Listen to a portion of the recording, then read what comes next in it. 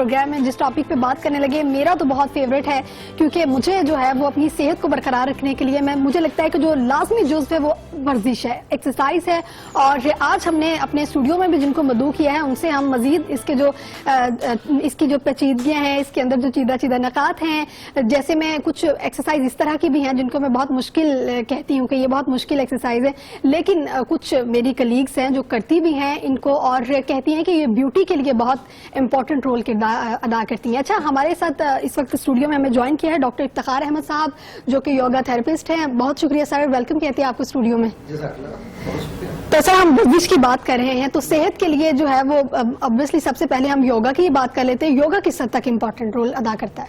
योगा बहुत ज्यादा important role अदा करता है क्योंकि योगा तमाम फिजिकल जितनी एक्टिविटीज हैं उनको अगर कंपेयर किया जाए तो योगा सबसे ज्यादा नेचुरल है, नेचर के सबसे ज्यादा करीब है और ह्यूमन बॉडी के जस्ट इतनी करीब है कि हमारी बॉडी भी आप हैरान होंगी कि पूरी बॉडी योगा कर रही है। और जब बॉडी योगा नहीं कर रही होती, कोई एक सिस्टम हैम्पर्ड हो जाता है किसी वजह से, तो फिर उसके सिग्नल आने शुरू हो जाते हैं, वो पार्ट और उससे कनेक्टेड रिलेटेड सारा सिस्टम और फिर कनेक्शन से कनेक्शन मिलते मिलते सीरीज चल पड़ती है सिम्टम्स की, अलामत की, वो बीमारी में कन्वर्ट हो जाती है। तो इस लिहाज से योगा जो है वो सबसे ज्यादा नेचुरल है, सबसे ज्यादा बॉडी के, माइंड के और सोल के करीब है।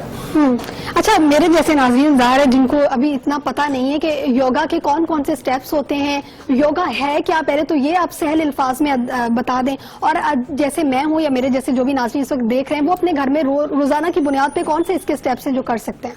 जी देखिए, बड़ी जरूरी बात है। सबसे पहली बात यह है कि योगा है क्या। 2, 3, 4 वर्ड है टोटल। योगा का मानी है जुड़ जाना, यूनियन ऑफ एग्जिस्टेंस, जो कुछ यूनिवर्स में है उसका यूनाइट हो जाना, उसका कंबाइन हो जाना और एक सिस्टम के तहत चलना।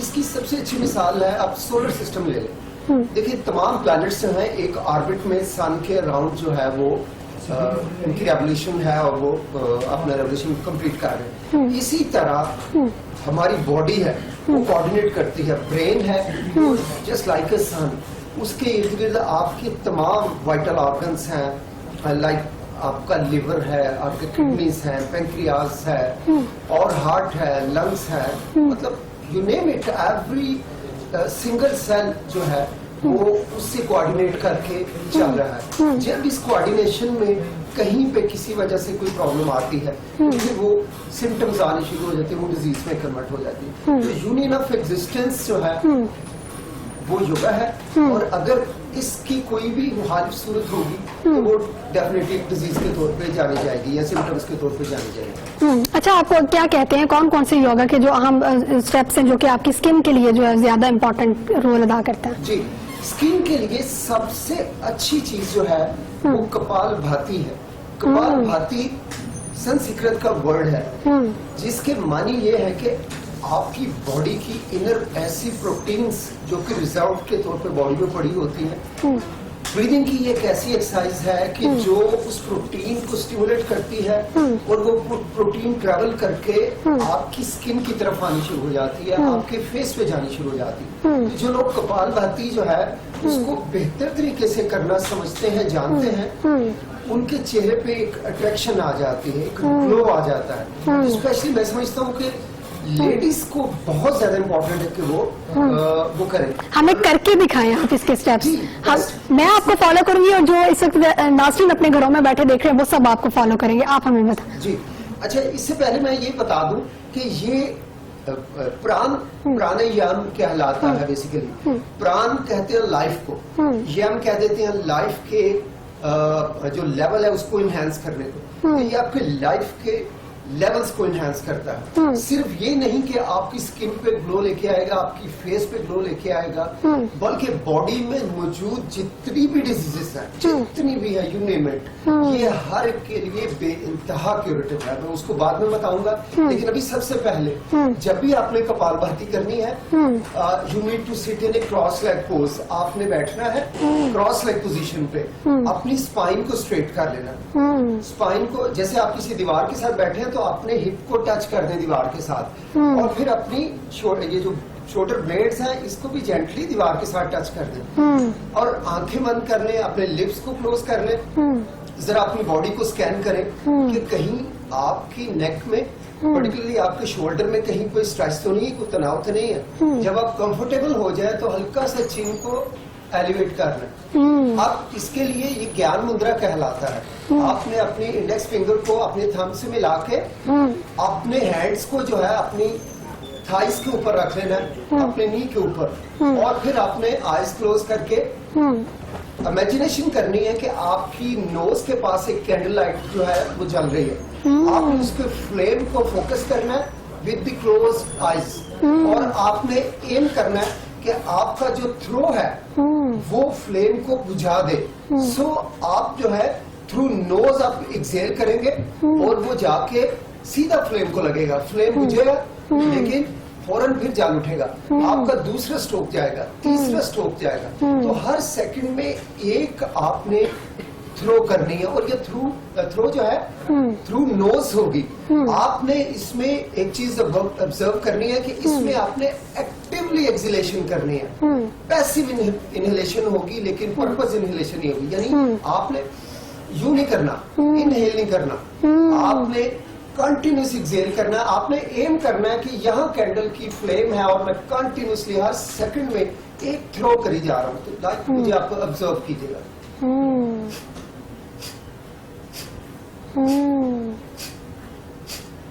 तो नाज़रीन, इस वक्त आप देख रहे हैं हमारे साथ योगा थेरेपिस्ट हैं, और ये योगा की ही एक थेरेपी है जो हमें ये करके दिखा रहे हैं, और इसके जरिए जो है वो आपकी स्किन जो है वो डायरेक्ट देखें। इसके साथ मैं इनका देख रही हूँ फेस के पूरे जो मसल्स हैं वो पूरे मसल्स इस वक्त हम देख रहे हैं हरकत में हैं, और ये ऐसी योगा थेरेपी है जो आप भी अपने घर में कर सकते हैं। और हम देख रहे हैं कि इनके जो हाथ हैं, क्योंकि वो नीचे हैं टेबल के, आपको नजर नहीं आ रहे, ये इन्होंने ऐसे अपने हाथों को किया हुआ है।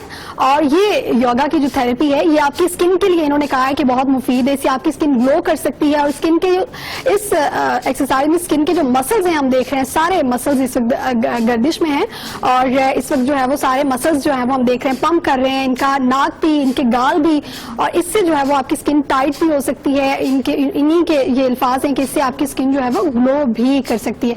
हमें पूछना इनसे ये कि कितनी देर तक ये अमल जो है वो हम करते रहें। जी, आपने देखा कि मैंने एक दफा भी इसमें इनहेलेशन नहीं की, मैंने सांस को एक दफा भी अंदर नहीं लिया, मैं कंटिन्यूसली उसको थ्रो कर रहा था आउट। तो जब कंटिन्यूसली सांस को थ्रो आउट करते हैं तो जो स्टार्टर पे लोग स्टार्ट करते हैं उनको शायद 20 से 30 स्ट्रोक्स के बाद थोड़ी सी वो एग्जॉस्ट कर जाते हैं। तो चाहे शुरू में वो सांस को थोड़ा सा ब्रेक ले लें और अपने आप को इजी कर लें और उसके बाद फिर करें। आई विल टेल यू कि मैं इंशाल्लाह चंद दिन में आपको गारंटी कर सकता हूँ कि इसके बाद आप कंटिन्यूस थ्रो करना शुरू हो जाएंगे। इसका ना सिर्फ ये फायदा होगा कि वो प्रोटीन जो डैमेज होके जो वेस्ट होके आपके पावर हाउसेस को डैमेज करती है, उसको उसके सिस्टम को हैम्पर्ड करती है और बीमारियों का बायस बनती है। फैटी लिवर और बॉडी में और मल्टीपल ऑर्गन्स के अंदर जाके ये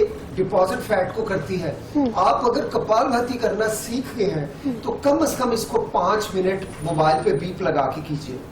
5 मिनट्स कंटिन्यूस, ठीक है। शुरू में आपको थोड़ी सी दिक्कत हो सकती है 5 मिनट में, लेकिन उसके बाद एक टाइम ऐसा आएगा कि अगर आप 1 घंटा भी करेंगे तो आपको आइडिया नहीं होगा कि आप एग्जॉस्ट हो रहे हैं। एक चीज मैं आपको बता दूं कि जैसे मैंने कहा फिजिकल जितनी भी डिजीजेस हैं उन सब का ये इंतहाई शाफी इलाज है।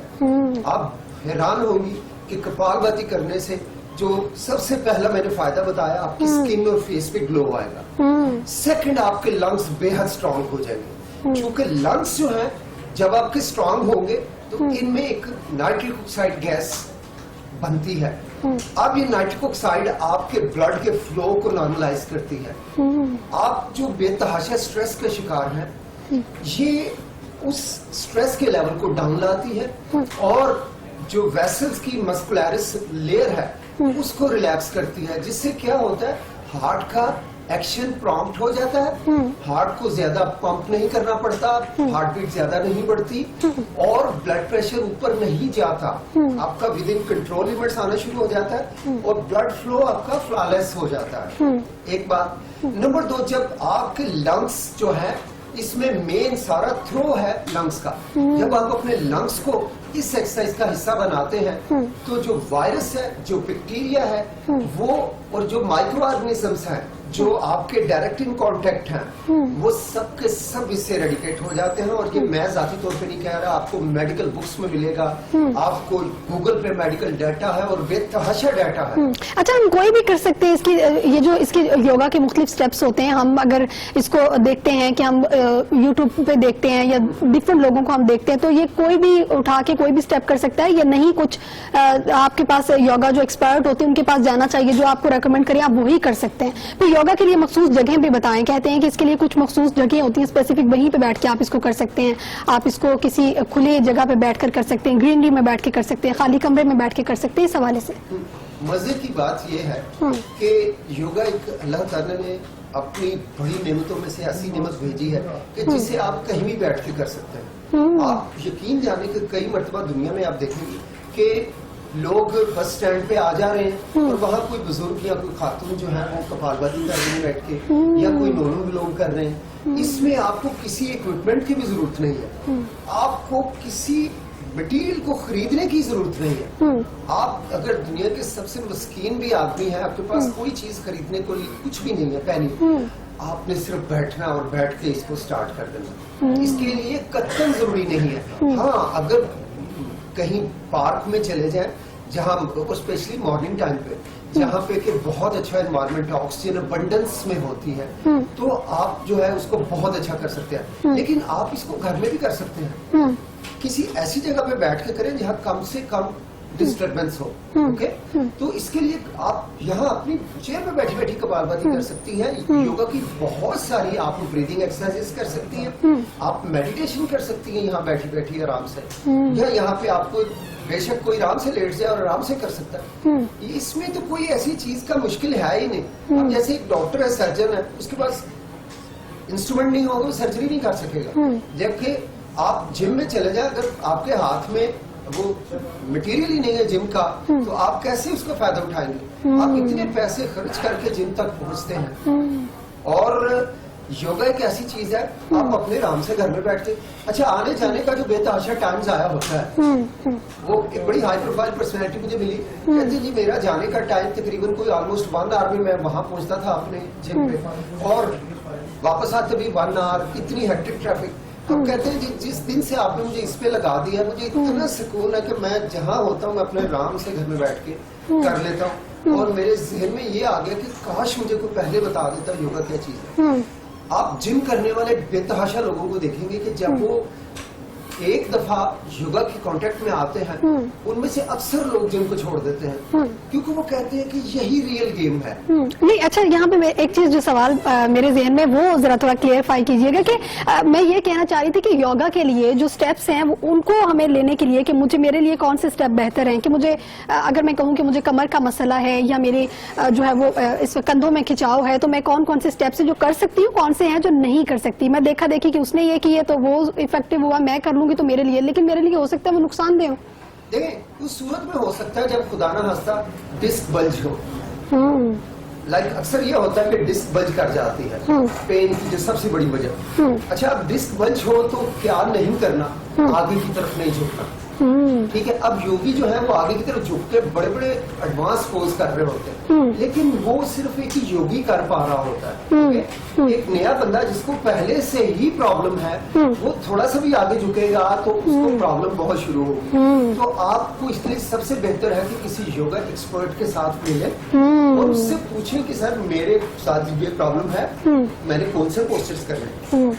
वो आपको डेफिनेटली ऐसे पोस्टर बताएगा जिससे आपको नुकसान नहीं, लेकिन फायदा बहुत ज्यादा होगा इंशाअल्लाह। आप बहुत जल्द इस प्रॉब्लम से निकलेंगे। मैंने अपनी लाइफ में कई बहुत सारी मुश्किलों में फंसे हुए लोगों को ऐसे ही योगा कराया है कि मैंने शुरू किया है और अल्लाह ने कोई ऐसी रहमत कर दी है, एक ही दफा में उनका मसला हल हो। जैसे मुझे याद है, एक साथी है मेरे, तो दोस्त भी बन गए हुए, वो इत्तेफाक से मेरी उनकी मुलाकात एक बड़े हॉस्पिटल में जो कि स्पाइन की सर्जरी और स्पाइन के हवाले से पाकिस्तान के सबसे बड़ा हॉस्पिटल है, वहाँ मैं गया हुआ था। तो वो बैठे हुए थे और उनके साथ प्रॉब्लम हुआ और एक बड़े सीनियर डॉक्टर उनको उसके एक्सपेंस बता रहे थे और मैं सोच रहा था कि यार काश ये मेरे साथ मैं बाहर निकलूं तो ये मुझे कहीं मिल जाएं तो मैं इनकी कुछ हेल्प कर सकूं।